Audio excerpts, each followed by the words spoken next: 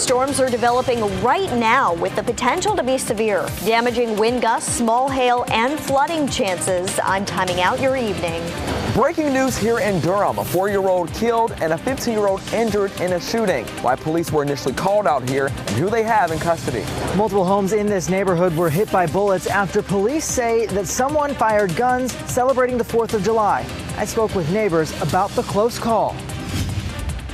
Now at 7, a look at radar. Storms and showers still lingering across parts of our area. However, the worst of this system is over in the Triangle. Let's take a live look outside. A wet Clinton tonight. The rain might not be over there just yet either. Thanks for joining us. I'm Dan Haggerty. And I'm Ashley Rowe. Meteorologist Kat Campbell is in the WRAL Severe Weather Center. Kat, we could see another round of storms before the end of the week? Yes, we could. It's rinse and repeat. More storm chances on the way in the days ahead. But today was really the best coverage of storms that we'll have for the remainder of the week. We still have some storms up in Northampton County, right around Lake Gaston. We also have showers that are lingering in the southern part of our viewing area in southern Hoke, Cumberland, and Sampson counties. A few showers up in Moore County as well, but we're not seeing the intense thunderstorms that we did earlier this afternoon. We continue to see some issues in terms of the heavy rain. Flood advisories remain in effect for a few more hours for southern Cumberland, Hoke, and Sampson counties. And that's the area where there have been about 1 to 2 inches of rain reported. Even locally, we've seen totals higher than 2 inches. Up to the north, we did see some rain around Wake County, some heavy rain around Harnett County today as well. If we take a closer look at some of the rainfall winners today, Clinton, Apex, Poland Park all saw over 1.5 inches of rain, Vass over 1 inch, as well as Rayford and Dunn. We could see more rain tonight, and even as you wake up tomorrow morning, I'll have a closer look at your morning commute forecast coming up. Ashley. Okay, thanks, Kat. A sinkhole opened up in Fayetteville this evening. This was the scene on Cliffdale Road near the intersection with McPherson Church Road. The road caved in as a car drove over it. The driver is okay. I'm Matt Tallhome in the WRAL Live Center with some good news for anybody who's expecting someone home in eastern Wake County. An accident that had closed all southbound lanes of I-87 between Wendell and Zebulon, that has just cleared up within the last 15 minutes. The WRAL Breaking News Tracker was on the scene. We want to show you what this looked like. Several vehicles were involved in this crash there. You can see the backups, how far those extended. This has been going on for 3 hours since around 3:45 this afternoon. So those people have been stuck in that traffic for a while. You can see a truck that ran off the road there. At this point, we don't know if anybody was injured in that. We're working to learn more about what caused that crash. I do want to show you, though, this is a live look, those lingering delays here on both sides. This is where that crash happened. That traffic now moving along there since they just opened this up, but you can see there's delays heading into Raleigh, out of Raleigh, heading toward Zebulon and Wendell. We'll continue to watch those traffic here in the Live Center. Busy on the roads. Thanks, Matt. A terrible story in our area today. A 4-year-old girl dead, a 15-year-old hurt after a shooting in East Durham this afternoon. All of it unfolding on North Guthrie Avenue. WRAL's Aaron Thomas has what's been a very active scene there for hours and more on what is now an arrest in this case. We are hours into this investigation, and you can see behind me a good portion of Guthrie Avenue remains blocked off. An adult man is in custody. Tonight we are still trying to find out the connection between him along with the 2 victims involved. It has been a tragic and emotional evening out here. We saw an unarmed mental health experts escorting a woman who appears to be distraught over the situation. Police initially told us that they came out here at about 1:45 this afternoon about a call about an overdose, but then when they arrived, they found the 15-year-old and 4-year-old shot. We've been speaking with several people who say that it's unnerving to learn about yet another daytime shooting. It was actually just last month that WRAL told you about a deadly shooting and resulting in a 78-year-old man who was shot and killed. And a 15-year-old girl remains in the hospital fighting for her life. At this time, a motive behind this deadly shooting has not been released. Aaron Thomas, WRAL News, Durham. Now to another breaking story in Raleigh. Oh, I'm sorry, Dan. He's investigating a shooting at On Point Gun Range in Northeast Raleigh. Our breaking news tracker was on that scene off of Spring Forest Road. Police say one man was shot around 2:30 this afternoon. That man's injuries are serious. It's unclear how the shooting happened. The State Highway Patrol is investigating after a woman was found dead a day after she crashed her car in this area. A 27-year-old Diamond Powell's car went off of I-40 in Orange County around 1:30 Tuesday morning. When first responders arrived, they couldn't find her. Multiple searches then turned up nothing. Then the family conducted their own search and found her body this morning, about a half-mile away. State Highway Patrol says Powell was hit in a hit-and-run after that initial crash. They're asking anyone with information to come forward. Something that might seem minute, but if you were traveling through that area that night and saw something and felt like you have anything that could add to this investigation, we really would hope you would reach out, contact us, and let us look further into that. Officials say it's not clear if Powell was hit on the shoulder or in the roadway. Police are investigating possible celebratory gunfire after bullets were shot into at least 3 homes in Raleigh while people were celebrating the 4th of July. One is an apartment complex on Archean Way. 2 others were in Spate Circle. That's where WRAL's Brett Neese is live. Brett, neighbors shaken up by this. Actually, they are. One woman who lives right behind me, she says that she heard these gunshots but thought they were fireworks last night. Another man who lives just up the street tells me he can't believe this happened in his neighborhood. For these 2 homes on Spate Circle in Raleigh, the normal sounds of 4th of July celebrations were shattered by gunfire last night. Kind of crazy, kind of scary. I was actually walking my dogs when I got back and I saw the crime scene. Hunter Lair lives just up the street. He wasn't home at the time, but he's grateful nobody was hurt. Pretty depressing, honestly. I didn't think anything like that would happen in this neighborhood. This is a very nice neighborhood. So it's just kind of a lot to take in. An hour before this happened, an apartment here on Archean Way was also hit by stray bullets. Nobody was injured in either neighborhood, but for neighbors like Lair, it's hard not to think what could have happened. Yeah, I'm pretty grateful it wasn't my house because we got a bunch of dogs in here, we got kids living here, so I'm happy we're safe. Raleigh police tell me they are still investigating this. I'm working to find out whether or not they have any suspects in this case. Ashley, I'll stay on top of the story and keep you updated. Brett Neese live in Raleigh. Thank you. We're following some breaking news here in the WRAL Live Center. A shooting wounded 1 man in Raleigh. This happened in the 2200 block of Brewer Street just about an hour ago, around 6:05. You can see that there's some townhomes back here. If I pull out just a little bit on this map, Wake Forest Road is right here, 5 points down that way. And the Costco, that area, if you're familiar with it, just up there, Mommy Nori's, the chicken place right there. So this is a very busy area, a neighborhood that's tucked back in there. Raleigh police confirming to us that 1 man suffered a gunshot wound. He's been taken to the hospital with serious injuries. At this point, we don't know what led up to that shooting, but Raleigh police tell us there is no threat to the community at this time. We'll continue to watch for details as they come in. All right, thank you, Matt. What was supposed to be a family-friendly event took a terrifying turn in Knightdale at their 4th of July celebration. During the fireworks display, a loud noise caused a group of people to start running for the exits. Authorities tell us that someone lit a fountain firework in the middle of the crowd while the fireworks show was going on, and many people thought it was the sound of gunfire, and people took off running in all directions. This is the type of stuff that we see in schools. We deal with behaviors like this in school where this is what I want to do. I'm not worried about anybody else and how it affects other people, and it spills over into the summer.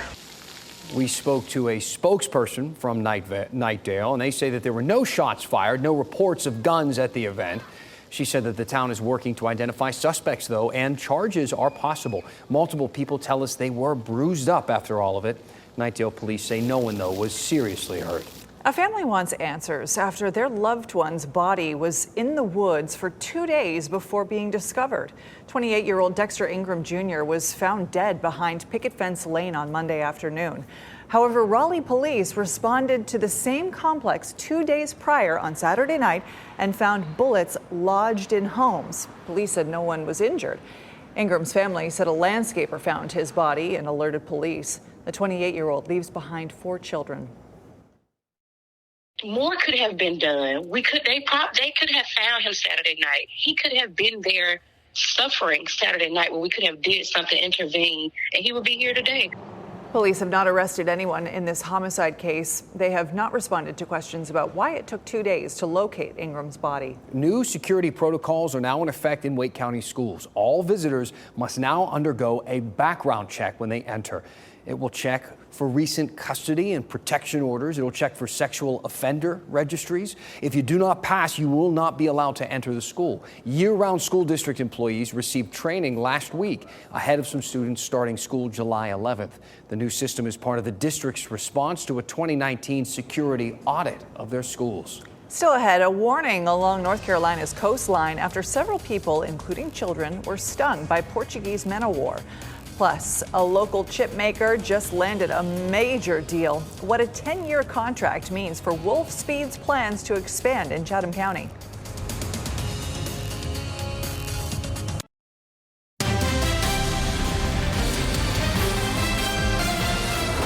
Here's something you might not think about all that much, but Johnston County fire officials say they have responded to 5 house fires overnight caused by people unsafely throwing out used fireworks. Fire investigators say 4 of the fires burnt homes in Johnston County. They also responded to a fire in nearby Harnett County. No injuries were reported, thankfully, but all 5 fires caused some degree of damage to these houses. Fire officials say they've never seen this many house fires in the area from discarded fireworks after the 4th of July. They say it shows, though, that there's a need for education on how to safely get rid of fireworks after the holidays. We really need to wet it and put it in a bucket after they're through with the fireworks we can use here in North Carolina, and that would solve the problem. Officials say of these fires, they displaced 9 people in Selma. They were able to get out safely because their smoke alarms were working properly. A Sanford woman is recovering after she contracted a rare flesh-eating bacteria. Tammy Russ cut her thumb while removing an ingrown hangnail. 24 hours later, she was in the ER. She had to have her thumb removed in emergency surgery in order to keep the bacteria from spreading. The surgery, though, was a success. Russ's family thanked the doctors at Central Carolina Hospital. Her husband wrote, "Those people knocked it out of the park. My wife would not be here living and breathing if they were not as good as they are at what they do." What a story. Authorities at our coast, the state's Coast Guard, say Portuguese men-o-war have stung several people this week, including children. WRAL's Chris Lovingood joining us now with more on this. Chris, leaders there do have a clear message for people who want to visit the coast. A very clear message, Dan. Don't touch the men-o-war. This is a warning going out as thousands of people hit the beach this week for Independence Day celebrations. Oak Island authorities reported a total of 6 people stung, and of those 6, 4 of them were children. And these are the places that reported Portuguese men-o-war sightings: Oak Island and Holden Beach. Now, men-o-war might look like jellyfish, but they're not actually jellyfish. They have a venomous sting that can seriously hurt. Treating the sting with heat can neutralize venom already injected. And just a heads up, experts say men-o-war can still sting you weeks after they've washed ashore. So again, don't touch the men-o-war. And Dan, we were kind of talking off the camera a little bit. You've had an experience before with being stung before. It hurt, is what you told me. Yeah, we weren't entirely sure. The doctor thinks it was because of the pattern that it left, but it's not something you want to experience, Chris. No, it doesn't sound fun at all. All right, Chris Lovingood in the studio. Thanks. Big news for a Durham company. WRAL has learned Wolfspeed signed a 10-year contract to help make semiconductors for Japan-based Renesas Electronics. This is video of the big plant the company is building near the Siler City in Chatham County. The new agreement calls for the wafers to be produced here. It also provides Wolfspeed with a $2 billion cash deposit to help with the company's expansion plans. Renesas has an operation in Morrisville. The company will use the microchips in many applications: vehicles, home electronics, and industrial products. Job openings in the Triangle hit their lowest point in years. The WRAL TechWire jobs report shows 232,152 job postings right now. It sounds like a lot, but that's the 15th week this year job openings in the area have hit a new low, and the lowest we've seen since WRAL TechWire started tracking this data 2 years ago. Go to WRALTechWire.com to read an in-depth analysis of why the numbers are trending downwards. Well, I'm sure you've noticed how hot it was yesterday while enjoying outside activities for your 4th of July holiday. According to new data, though, it was the hottest day on record when you consider the entire globe. The numbers came from the University of Maine's Climate Reanalyzer. The tool is used by climatologists as a reference to the world's conditions. It reported Earth's average daily temperature climbed to 62.9 degrees Fahrenheit. It comes just one day after the global average temperatures dropped 62 degrees for the first time in 44 years. Scientists say yesterday's record is likely to be the first of many. It's due to the combination of the climate crisis and the onset of an El Nino phenomenon. Meteorologist Kat Campbell joining us here now.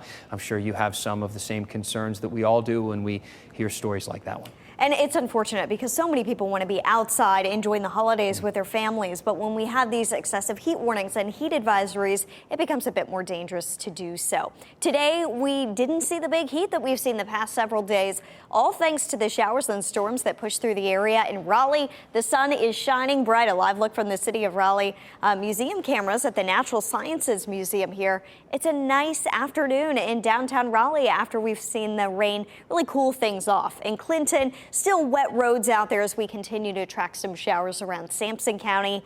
We don't have any of those strong to severe storms that we had earlier this afternoon, but we do still have some rain out there in the southern part of our viewing area and up toward Lake Gaston, just north of Lake Gaston.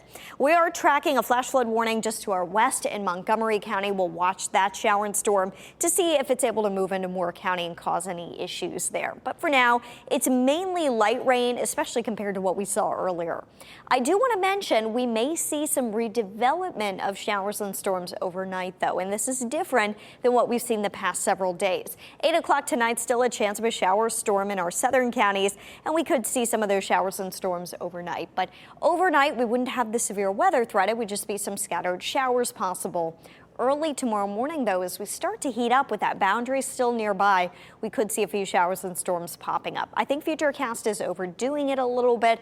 We're going with a 30% chance for rain tomorrow morning. So it's not a high chance.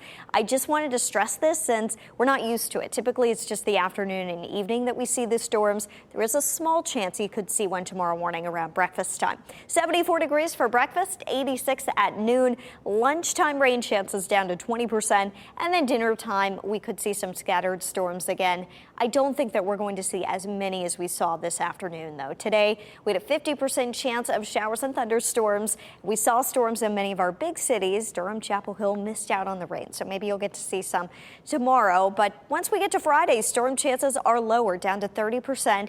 Just a few thunderstorms popping up on the radar during the afternoon. Friday, 93 the high. That's the downside, with less rain, hotter temperatures in store. Saturday and Sunday, trending a little bit wetter on some of the newer high-res model data. We're going with 90 for the high Saturday and Sunday. Each day features some scattered thunderstorms late in the day. If you are headed to the pool tomorrow to try to beat the heat, midday into the early afternoon, it's just a small chance for rain, so I think you'll be able to have plenty of dry hours out there at the pool to help you cool down. Just keep an ear out. If you hear thunder, it means you're close enough to get struck by lightning and you need to head inside. You can also take the WRAL weather app with you. If you see any dark clouds in the distance, open up the dual Doppler 5000 radar. 90s in the forecast across the board for the next 7 days. Low temperatures only in the 70s. The coolest that we get is by next Wednesday morning. We're down to 70 degrees, but that's as cool as we go. Yeah, is that cool? We'll call it cool. All right, thanks, Kat. A water buffalo on the loose and running red lights in Charlotte? Yeah, this scene was caught on camera. How authorities finally captured him coming up.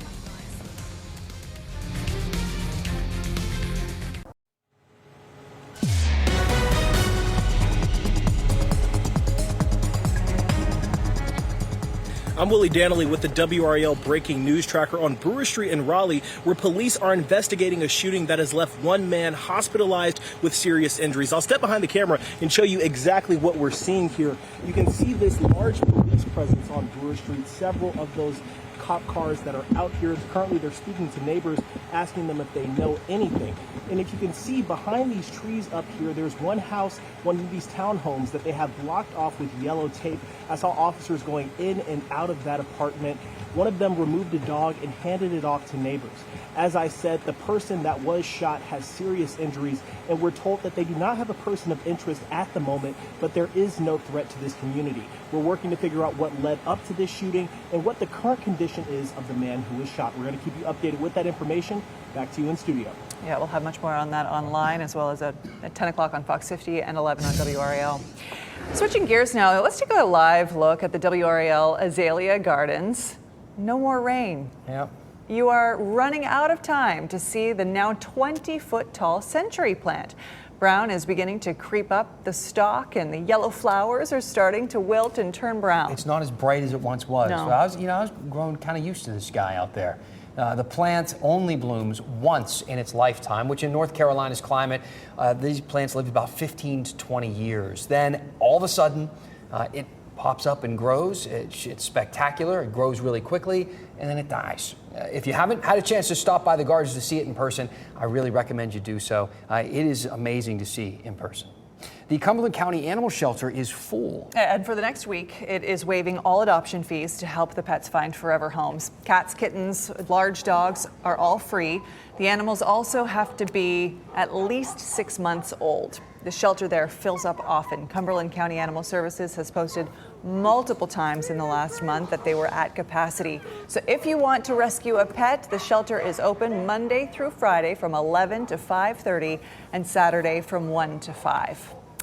People in Charlotte got quite a surprise. They were on the road, and then all of a sudden they see an escaped, illegally owned Chinese water buffalo found roaming the streets. So TikTok, a video posted here, it shows it walking right through the intersection there, crossing a busy stretch of road. This saga began with 3 Chinese water buffalo that were running loose in that area. Police managed to capture 2 of them, but the efforts to corral the third were unsuccessful. The third one seen in this video. It took all night to just wrangle it and get it kind of in one location. The video garnered over 1 million views already, and they had to euthanize the third one. He was just a little too aggressive, according to some local reports. But illegally owned too. There's some more to that story we should look into. Can you imagine just seeing that though? What? No.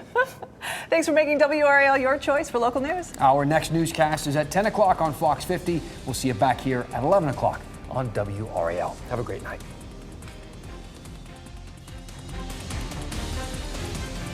Keep watching WRAL News over the air channel 34 and Spectrum channel 1257.